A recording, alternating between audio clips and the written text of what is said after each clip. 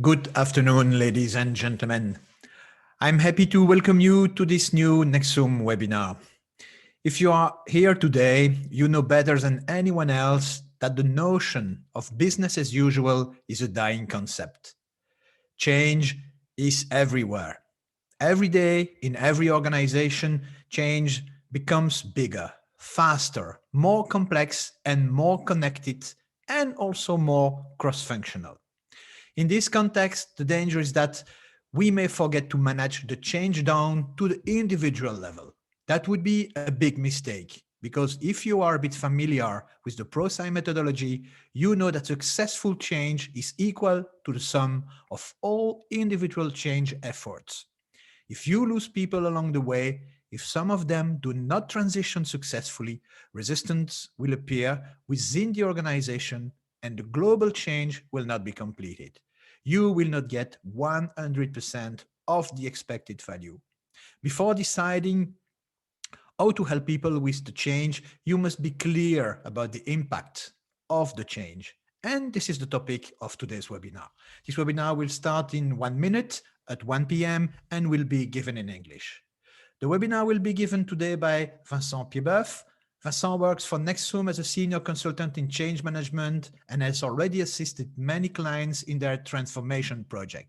He is also a certified Prosci advanced instructor. As such, Vincent delivers change management training courses for different roles involved in the change management process, like people managers, project sponsors, and project managers. Vincent also teaches change management at the University of Liège in Belgium. Welcome to those who have joined and are trying to get on the train. No worries, the webinar is just starting. Before we start, let me give you some practical details about the webinar's conduct.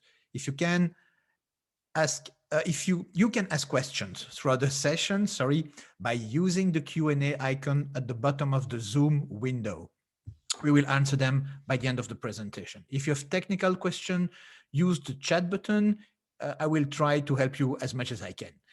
We will ask you to use poll everywhere to ask you some questions during the session. How does it work?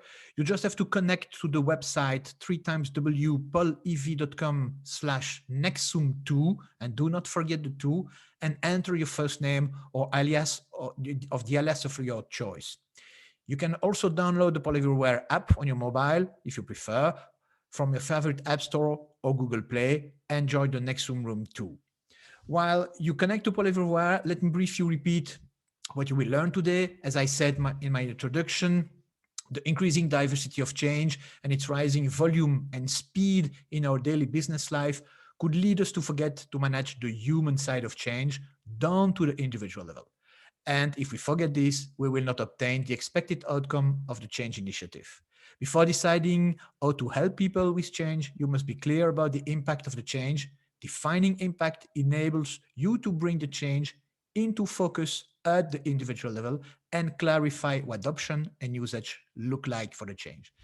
I hope you will leave this webinar with a clear understanding of the 10 aspects of the change impact framework, and above all, you will go with concrete elements to help you apply them in your professional project. I wish you an excellent webinar. Vincent, the floor is yours. Thank you, Ono. Thank you for this introduction and welcome to everyone to this specific webinar about defining change impact. I realize that one of the biggest challenges practitioners face is truly articulating impact at the individual employee level. I think we tend to live at 30,000 feet as a general view, but change happens at 300 feet. And our job as change practitioners is to close that gap, to take an enterprise level transformation and boil it down into the individual change impact. And so I'm pleased to share with you some new thinking, some new frames, some new models around how we define change impact so that we can support our people through it and measure whether or not it's happening. Here's what we have on the agenda for today. There are 4 big components we're going to explore, starting with the foundation, just level setting. Well, if you've been on our webinars, there are going to be images that you've seen before, but I think it's critical to lay the foundation for why change impact is so important. Then we'll get into second section looking at, name it to tame it. And we'll really explore the 10 aspects of change impact and really look at the definitions, what they mean, how we define them, and so forth. And in the third section of our agenda, we'll look at how these 10 impact aspects are coming to life in the Prosci universe today. And then we'll look at 8 applications of these 10 aspects of change impact. We'll start looking at how defining change impact, crucial change impact is if we want to demonstrate empathy, if we want to build adoption metrics, if we want to define ability. We'll really explore the ways that this model empowers us as practitioners so that what we have on the agenda here will be covered in those 4 points. So let's start with this. Things that were heard on conference tables around the world every single day. And it goes something like this. Well, we are implementing a new ERP system. That's what we hear from the project team. And the change practitioners respond back, oh, that's great, yeah. But what does it actually mean? How will this actually impact Andy's, Becky's, and Charlie's job? You know, the individuals who make up the organization. And the reply back is usually goes something like, we haven't really thought about that, because we tend to spend our time focused at enterprise level rather than at individual level. Yeah. So let me come with a unified value proposition. You know, well, when I'm asked to explain change management on a page, and this is what I use. Anytime we implement a change, there is a technical side where we design, develop, and deliver a solution that meets the opportunities or issues we're facing. That can be a technological solution, of course, but it can also be job roles, culture. It can be non-technological, but it's the nuts and bolts of the technical side of the change. To that, we must add the people side. By this, I mean, we must add that people engage, adopt, and use the solution. And it's only when those 2 pieces come together that we deliver results and outcomes. This on a page describes the dynamic nature of change and the focus on the people side. That is half of the equation of getting results and outcomes, of course. And the change landscape is now littered with examples where we have designed, developed, and delivered effectively, and we did not encourage our employees to engage, adopt, and use, and we end up with solutions and no benefits. That's change management in a nutshell. And I'll use this quote from Vince Lombardi, an American football coach, as another way to capture the essence of change management. That's the achievements of an organization are the results of the combined effort of each individual. That's how initiatives happen in an organization.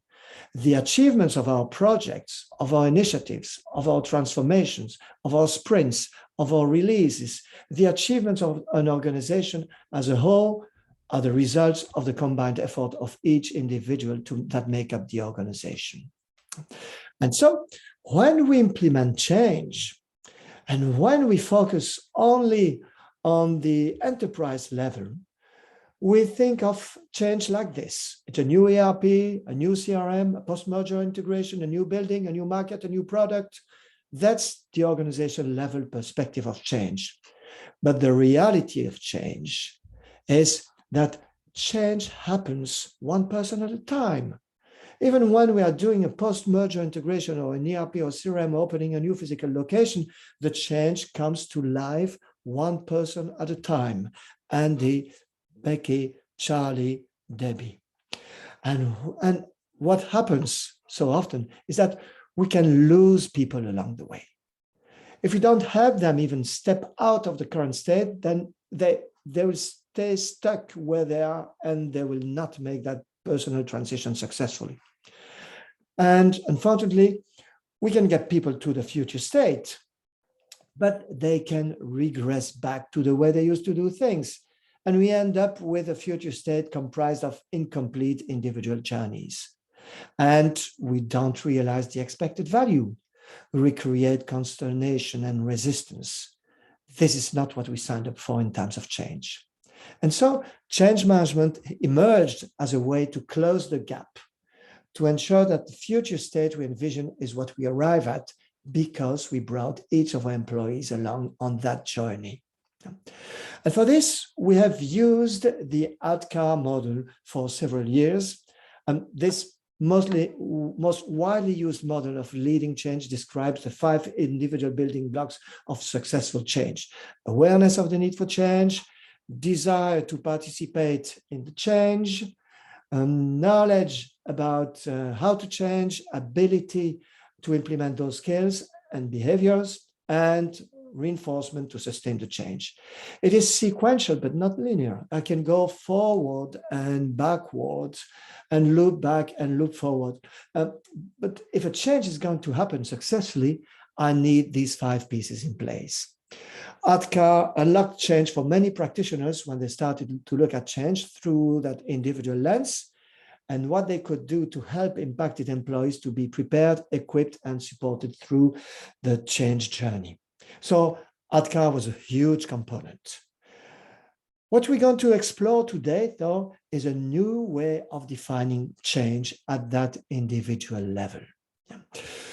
And that's moving up now to our second component, which is name it to tame it.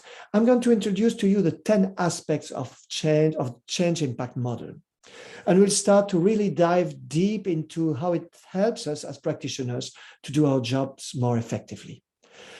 Basically, what we do is we step back and say, if we're rolling out that new CRM, the new ERP, the post-merger acquisition, the new product, a new location, whatever, how does it impact how somebody actually do their job? What are the aspects of how someone shows up each day that your change may or may not impact? And that's where you get the 10 aspects of change impact about processes, systems, tools, job roles, critical behaviors on the right, and then mindset, attitudes, beliefs, reporting structure, performance reviews, compensation, and location. These are the 10 aspects. So your initiative may or may not impact these 10 aspects of how somebody does their job, but you don't know until you start to ask and think about it and define change impact at that individual level. And the other thing it does right out of the gate is that it helps us understand that a change impacts may impact different groups differently. So if we are redesigning our expense reporting approach, we are rolling out a new system for expense reporting. And an employee who submits expenses once a quarter will be barely impacted. An employee who submits expenses once a week will be significantly impacted. And our accounting department that processes expenses, their whole entire job will be turned on its head. So these 10 aspects and this framework of focusing on change impact at the individual level helps us to start to make sense of how change comes to life differently across our organization. So these are the 10 aspects of change impact. And I'm going to do 2 polls really quickly because I'm going to add quite a bit of depth below this, but I want to do a couple of polls real quick. And this is the first one. So you connect to paulev.com/nexum2 on a separate window, on your smartphone, on your tablet, or you may use the app as well. And what I'm asking you to do is just to drop a pin, say up to 3 pins, the aspects you feel most comfortable defining.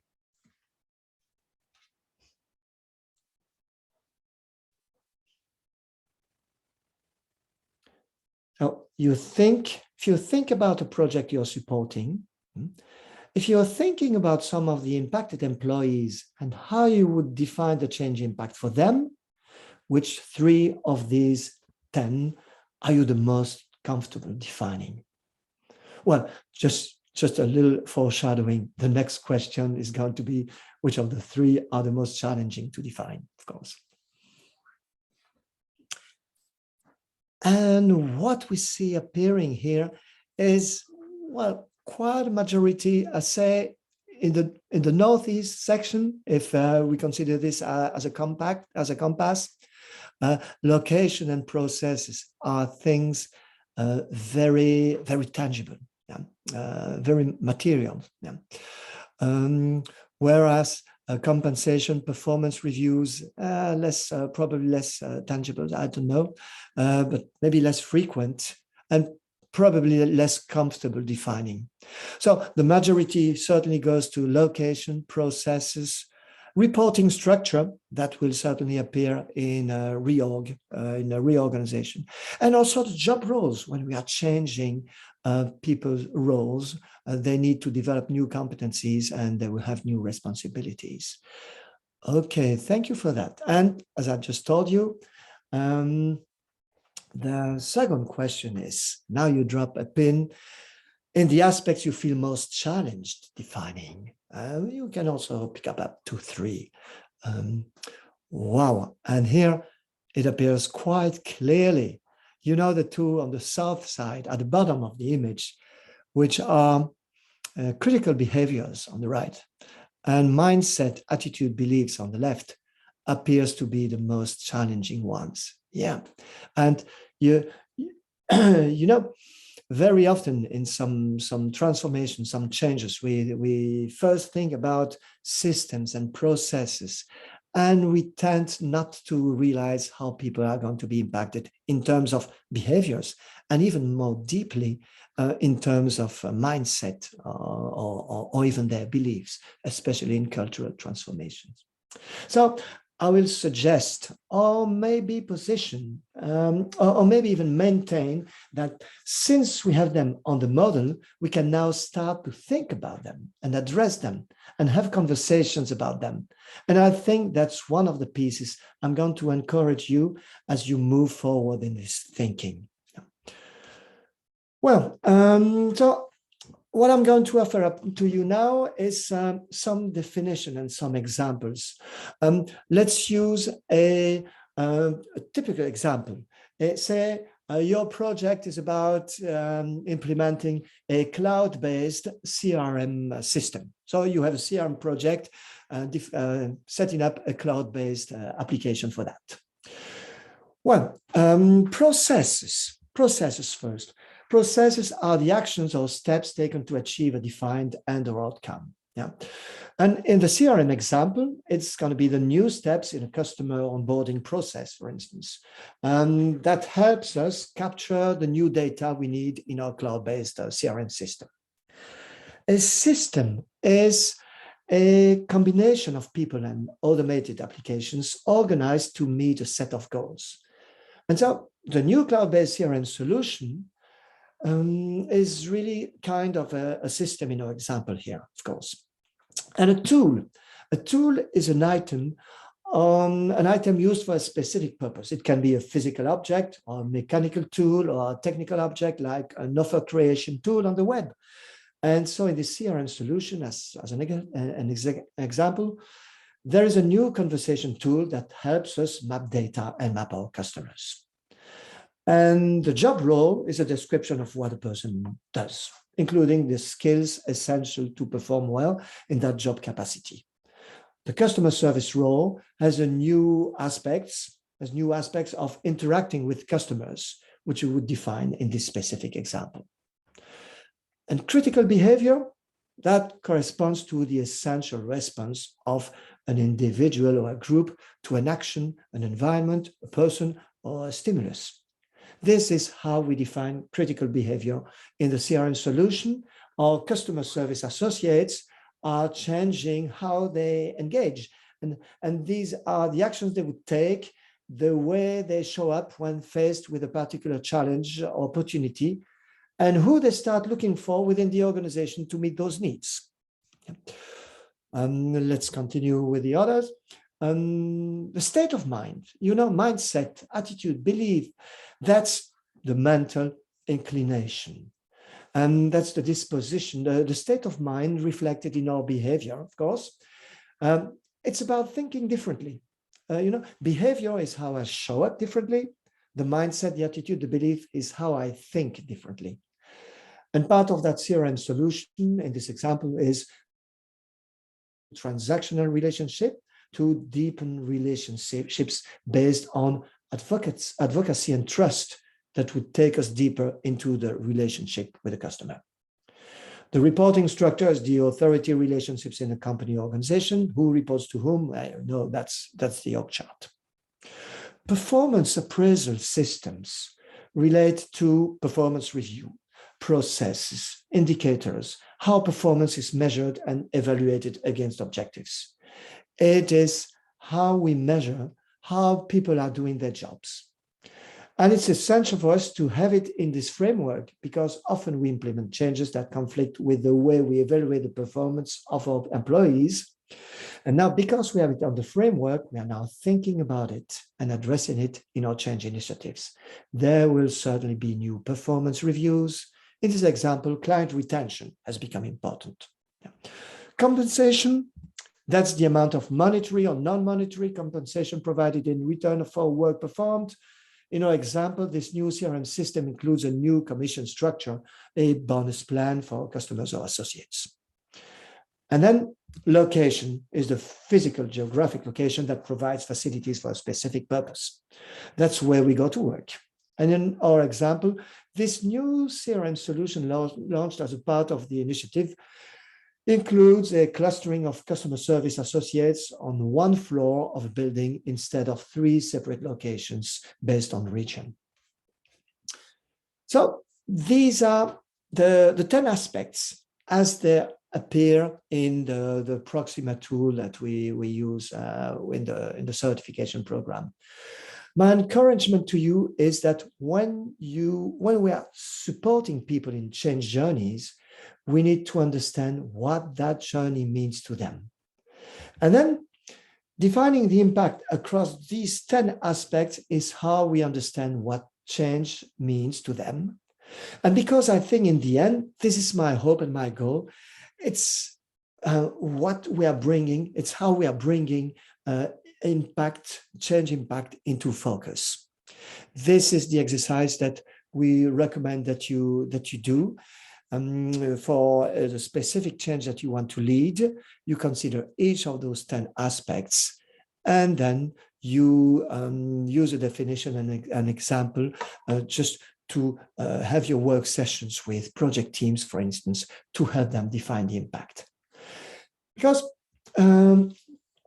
the change impact is going to be really a question of focus, bringing change into focus. Because it's the image that you can use to represent the varying degrees of blurriness if you go from the left to the right. On the left is that really blurry view of change impact. Yeah, we are implementing a new CRM system. Yes. And in the middle, we start to see a little bit of more refinement. This change will probably have a medium impact on your job.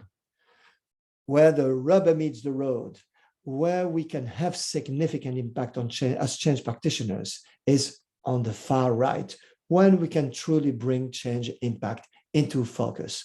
And I think these 10 aspects of change impact, the model that I'm presenting here is invaluable to practitioners who are trying to bring change impact into focus. So I think there's value, but I do want to see if you can synthesize this a little bit. Let's do that with another poll. I'd like to know, what are the impacts on your work as a change practitioner, as an agent of change in the organization, as someone who is there to prepare, equip, and support your employees through the change journeys they are going on? What's the impact to you if you can start to bring change impact into focus? Take a few seconds to answer this. if using such a model, what will it bring to you as a change practitioner? First answer that I see is success, definitely. By better defining the impact, you will find better ways to lead people through their change, to better understand their impact, and that is going to be a great contributor to success. Greater engagement of relevant stakeholders, definitely too, yes. When they see what the impact is going to be, when they see what impact is not going to be also, it's going to make it much clearer, and you'll get greater engagement. Smoother integration, happiness, oh yes, user adoption, efficiency, and also the opportunity to prevent or mitigate business risks, you see, by detecting blind spots, for instance. Longer lasting outcome of a project delivery, certainly achieve targets, involvement, change clarity. Certainly, that's the main focus of this model, is to bring clarity on the change, depending on the different parts of the organization. Compliance, less problems after implementation, convincing, higher rate of adoption. You see quite a long list. Strategy fulfillment, return on investment.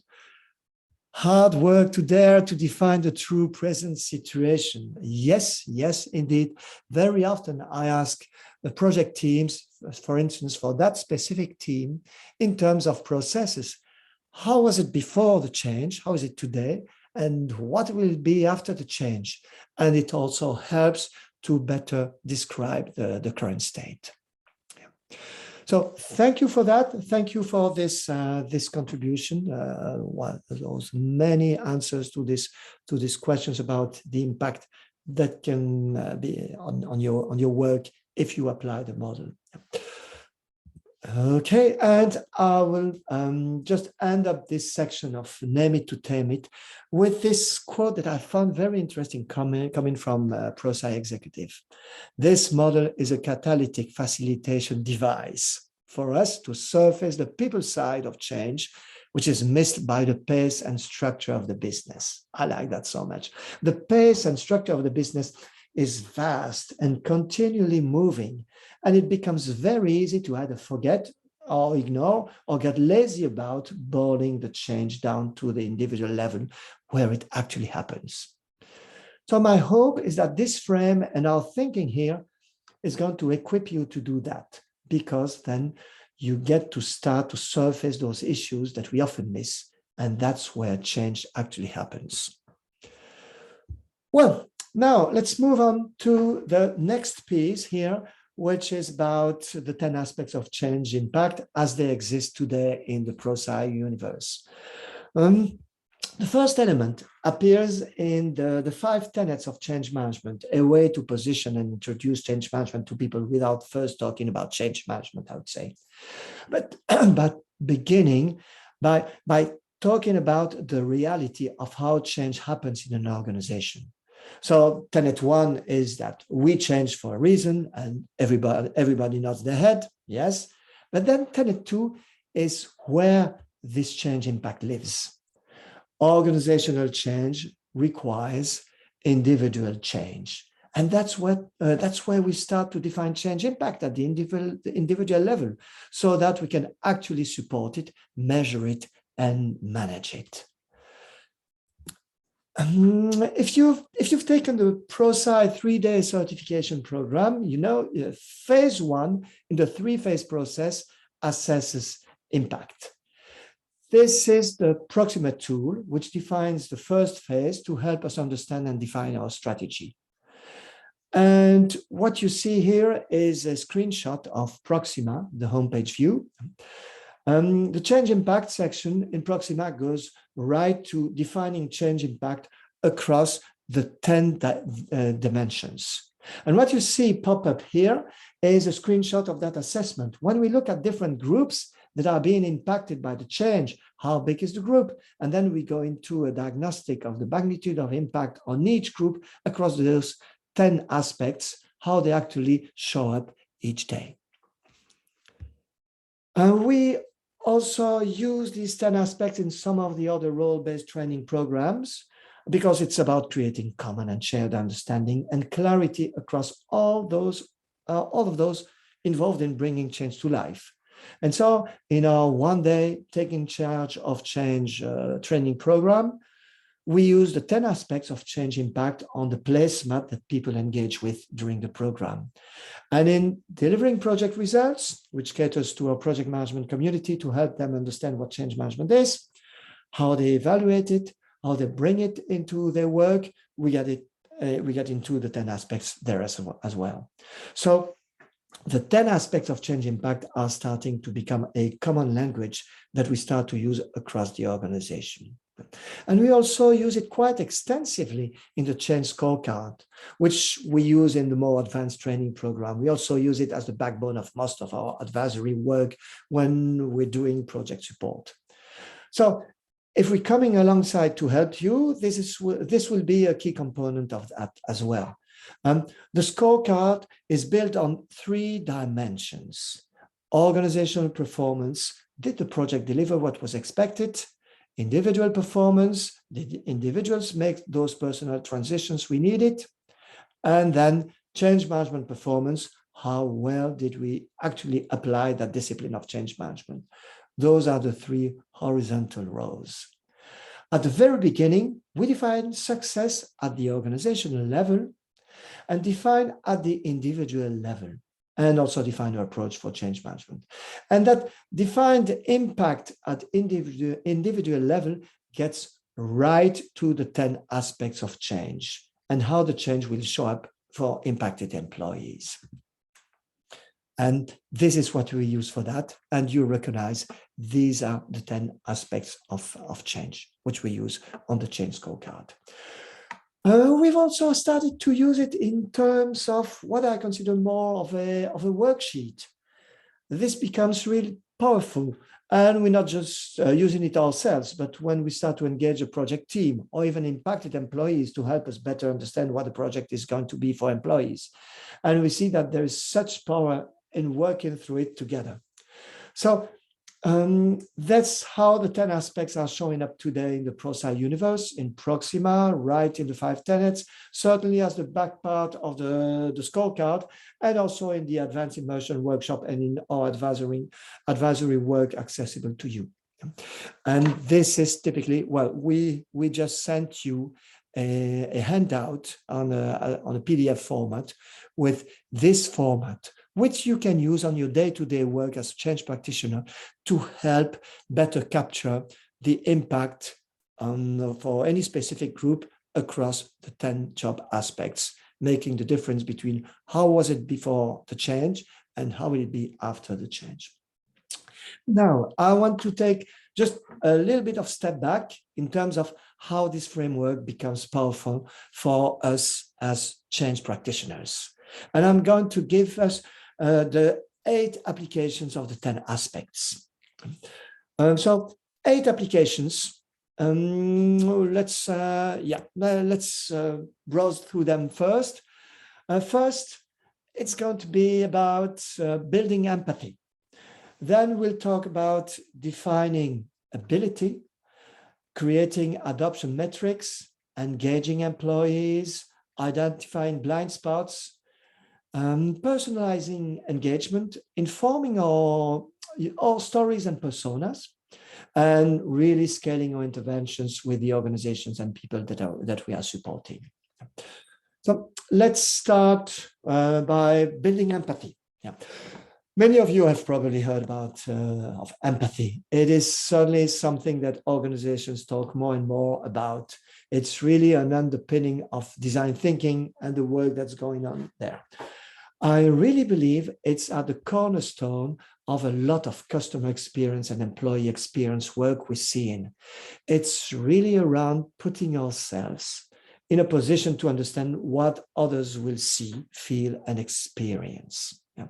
And IDEO, one of the leading design thinking firms there, really puts this frame.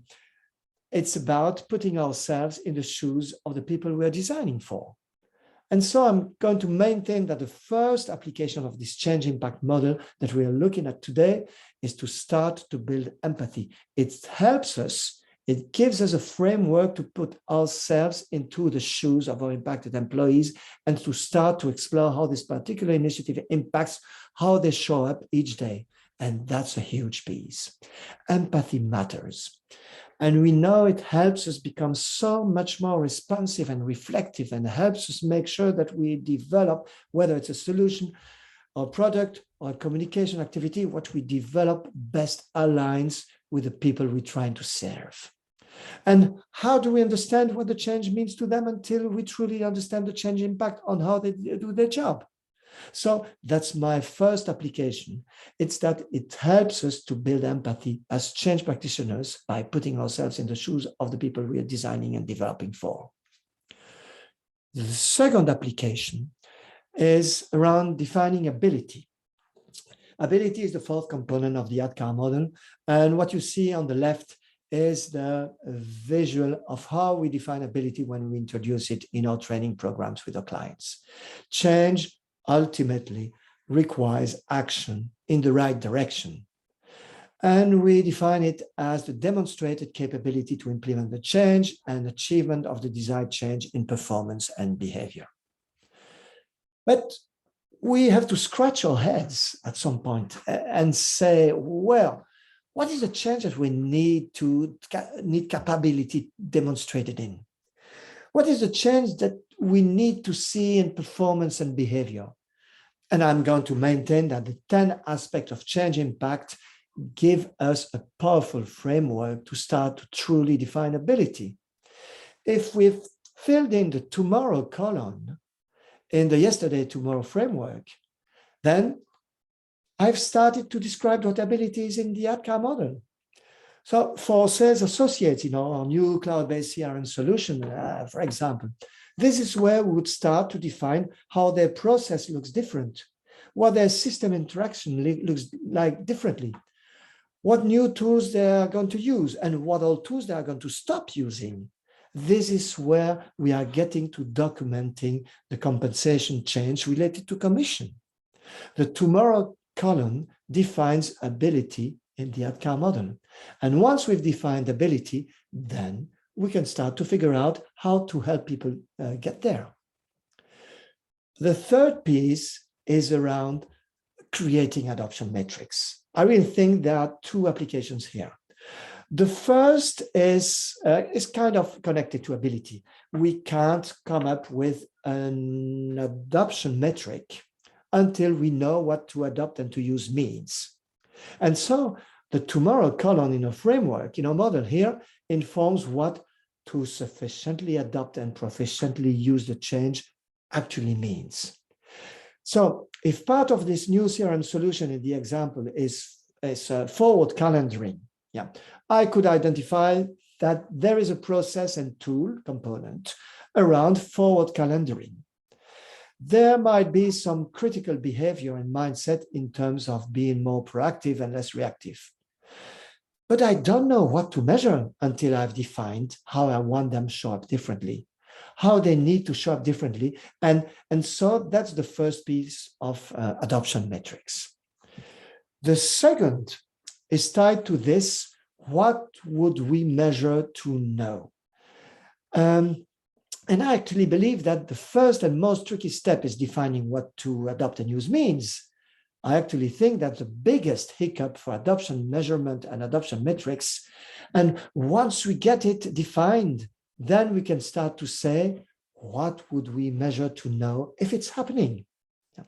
What proxy would I measure to get the best approximation of if it's happening? What proxy may I measure to see if change isn't happening? Because there might be something that's easier to measure that would indicate that the change isn't happening than an adoption measurement. How do we keep these measures valid and practical and applicable? All of the questions around adoption measurement come after we've defined adoption. And I think the framework is powerful to help us do that. So that's our third application. It's creating adoption metrics.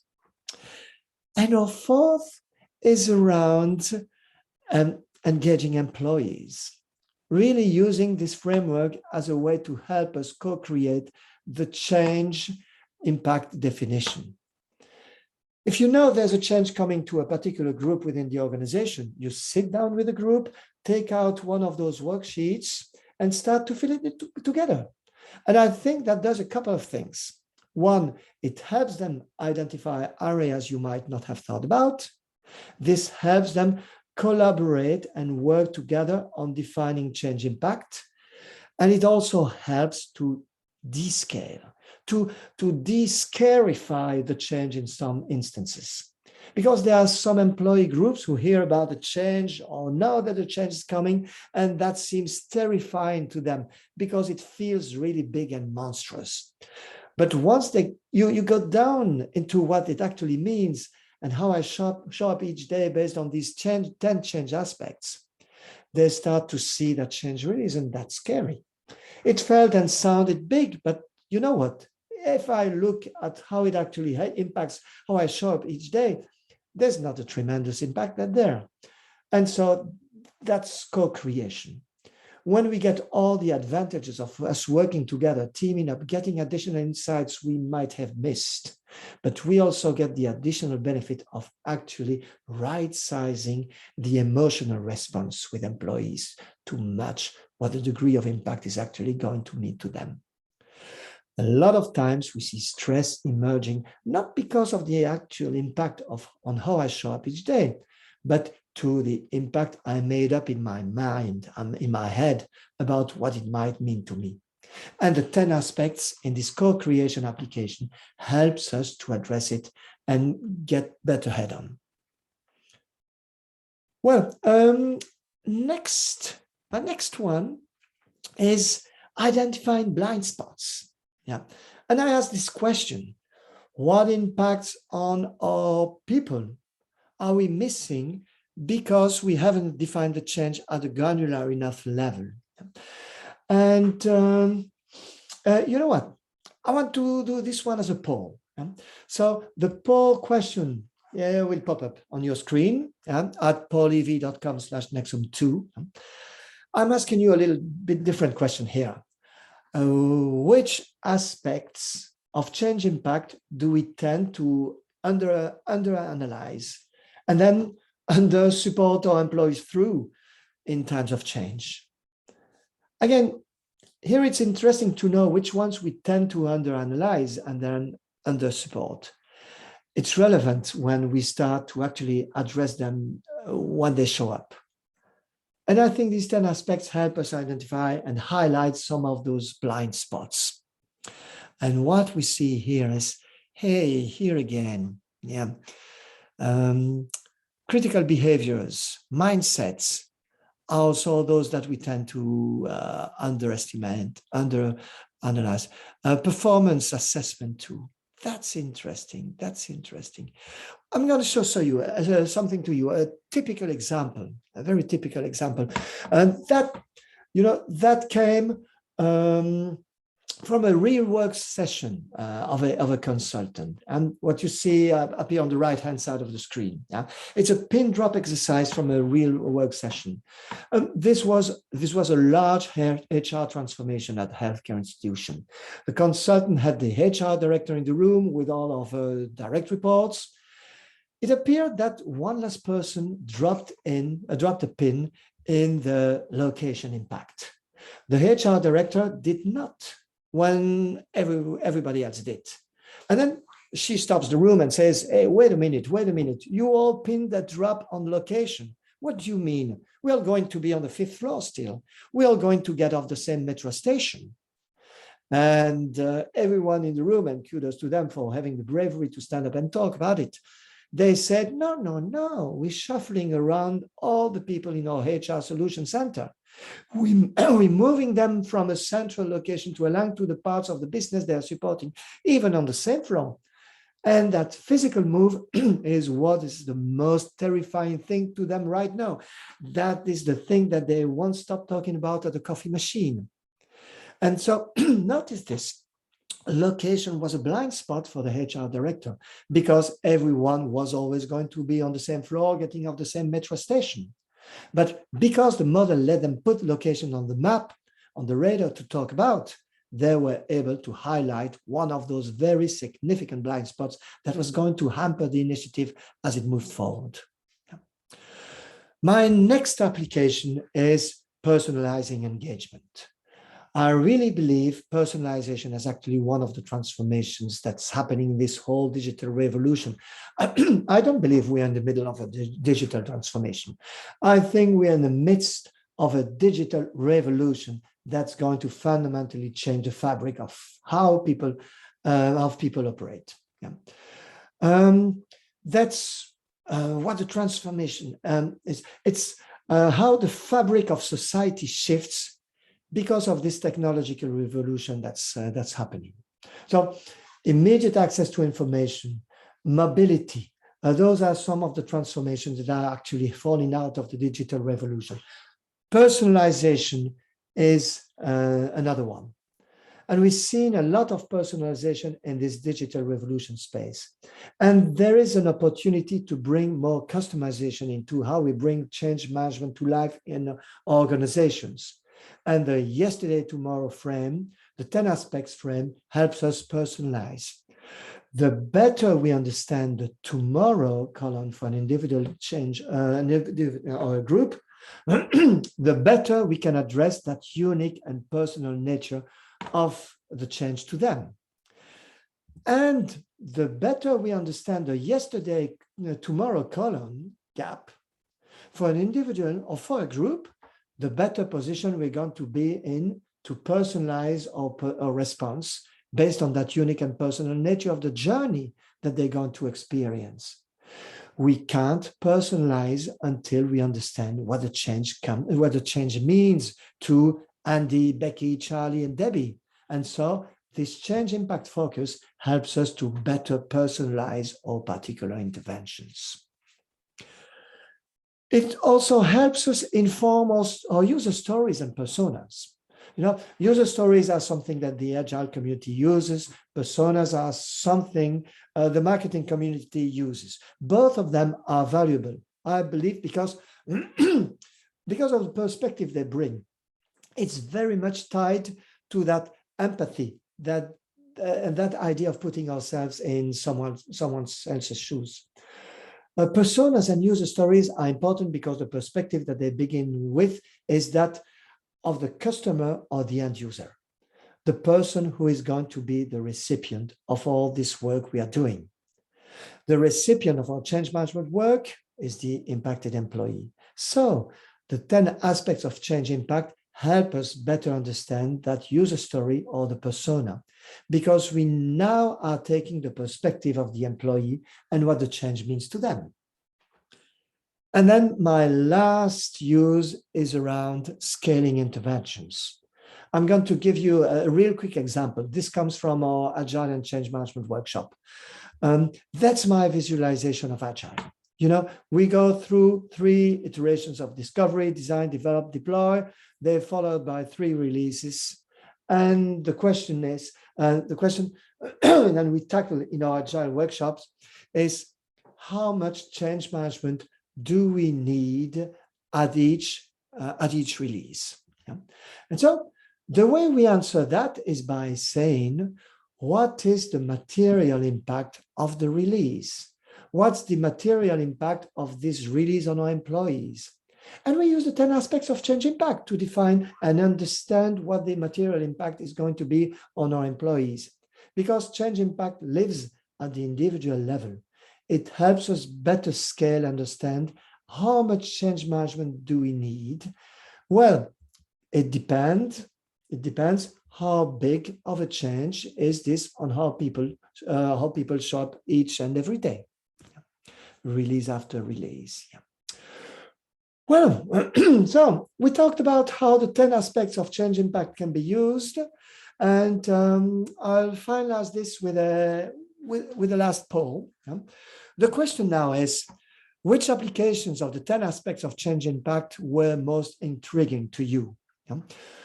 Well, we talked about, I think I suggest that you pick up two of them. Which of the 2 are most intriguing to you? So we talked about how the 10 aspects of change impact can be used to help us build empathy, by putting ourselves in the shoes of impacted employees. It helps us define ability in the ADKAR model. It helps us to create adoption metrics because we don't know how to measure adoption if we don't know what to adopt and to adopt actually means. It helps us to engage employees in co-creation when we come together to define impact, helps us to define those blind spots, the things that are often not on our radar, helps us personalize our engagements, inform user stories and personas, and scale our interventions. So let's see what comes out of it. I see creating adoption metrics sounds the most intriguing to you, and also engaging employees. Oh, yes. Yeah, adoption metrics. I can never insist too much on that, creating adoption and metrics. You can't declare success if you don't have those metrics, of course.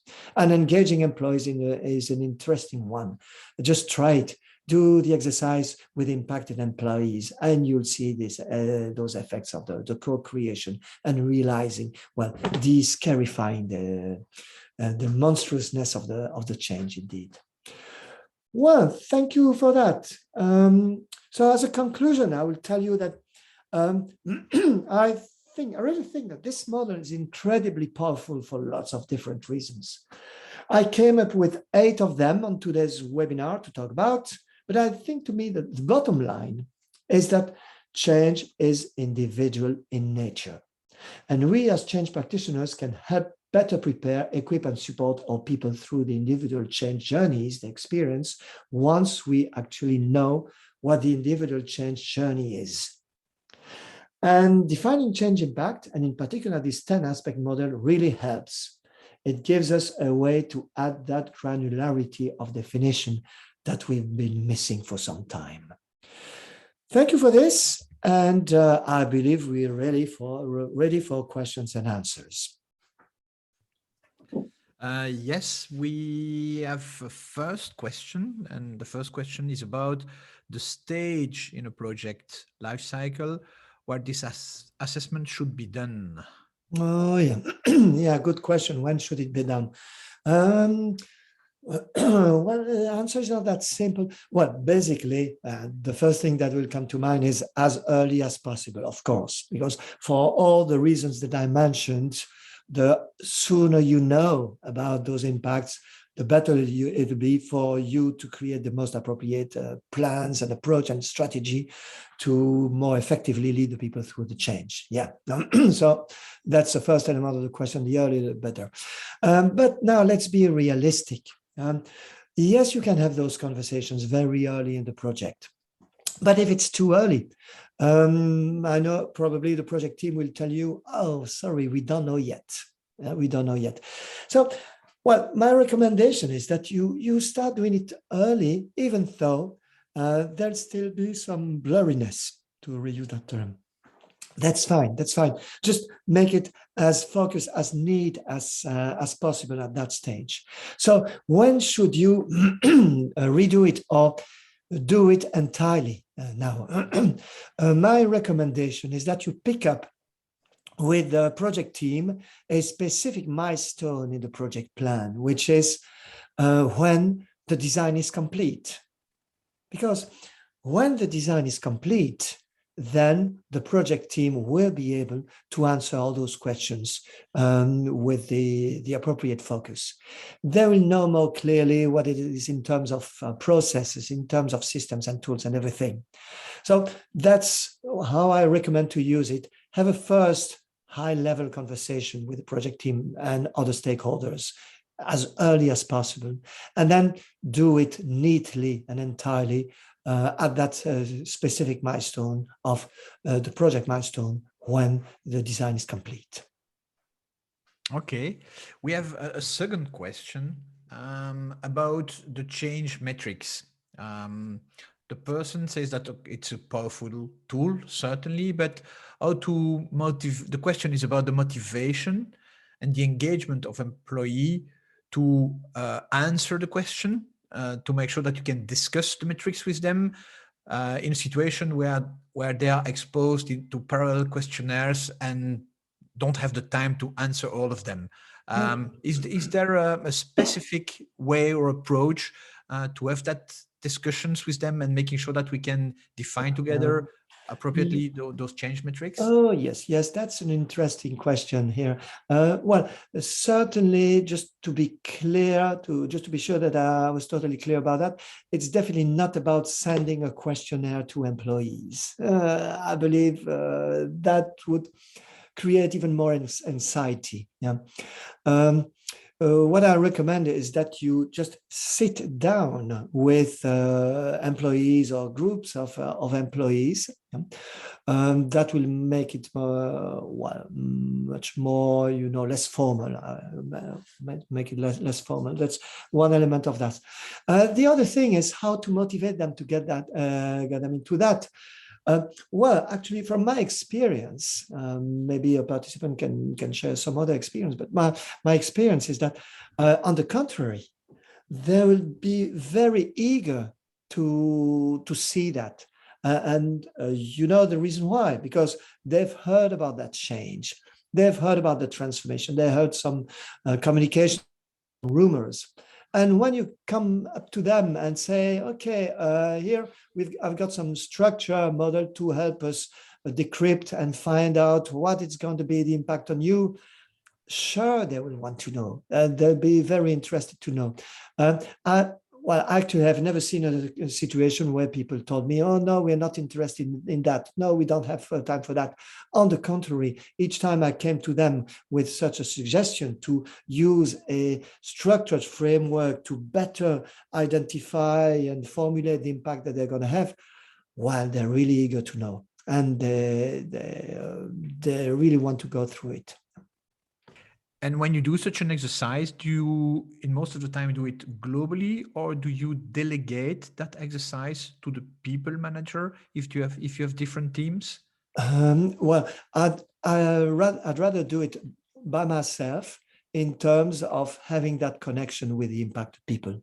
Well, I mentioned the co-creation part, working together on this one. And that is going to be very, very helpful for the change practitioner, not only to, to explore the 10 aspects, but also to feel the temperature on the floor and to feel how stressed they are, to feel how they're fearful they are. And it gives so many opportunities to ask outcome oriented questions, asking them from their viewpoint, what are the reasons why we have to do this change and those things. And it gives me a very, very good idea of where they are on the change journeys. So it is an exercise that I like to do by myself. Yeah. Okay, and then there is a final question about the length it takes just to perform such an analysis. Does it take much time, or how can we evaluate? Oh, yeah. Good, very, very good practical question. I'll tell you what, the first real answer to this question is it depends. Of course, it depends on the magnitude of the change, the complexity of the change. It depends on many factors. But anyway, I'm not run away like this. I'm not going to run away like this. I'll tell you about my most frequent experience. What I do, very first thing, and sometimes it's not such an easy thing, but the very first thing is that I identify those impacted teams. So that's an off-track work with the project team and then with HR department to obtain the org chart. And then let's come up to that specific session of the 10 aspects. I create one PowerPoint slide for each impacted group. One for each group with a yesterday, tomorrow format. Yesterday, tomorrow, and then the size of impact. And then when I sit with the project team, I explain how it works. I explain the model. That takes 5 minutes, 5 to 10 minutes. And we go through all the impacts, the aspects for the first group. And then for this one, it's going to take, say, very often 15 to 20 minutes. Sometimes a bit more, but not more than 30 minutes. Because for each of the 10 aspects, I give a simple definition. I may give examples, and then they start discussing about what it's going to be. And say around 20 minutes, we have it for the first group. And then you know what I do? For the second group, I copy and paste what we've just done for the first one, because very often there'll be a lot of common impacts from a group to another. So it means we save a lot of time on two aspects. The first aspect is that they know the framework already. We explained it for the first group, so don't need to repeat it. And the second thing is it's already greatly filled in, and they just need to talk about the differences, what has to be added, what has to be removed, what is going to be different. And then it can be, after a couple of them, in something like 5 minutes, we do another group, and boom, boom, boom, and then it becomes very, very quick. And now it's going to depend on the number of groups, of course. Yeah. Okay, thank you, Vincent. It was the last question we had, and I see that we are about 1 minute from the end of the webinar. So thank you for the inspiring webinar. Thank you to all of you for being here today. If you have some questions that remained unanswered during the session, we will get back to you individually during the next couple of days. So if you just want to add a question, well, you can still add it into the Q&A panel of the Zoom application, and we will get back to you. Otherwise, you can send us an email. Please note that the webinar's recording and the slides will be made available on our website in the coming days. Feel free to share it with possibly interested colleagues. There is no secret in this. And for those who are willing to get deeper into the topic, please visit the blog of our website as well. If you would like to be kept up to date with our training programs, publications, podcasts, and webinars, just simply subscribe to our newsletter from our website homepage or follow us on LinkedIn.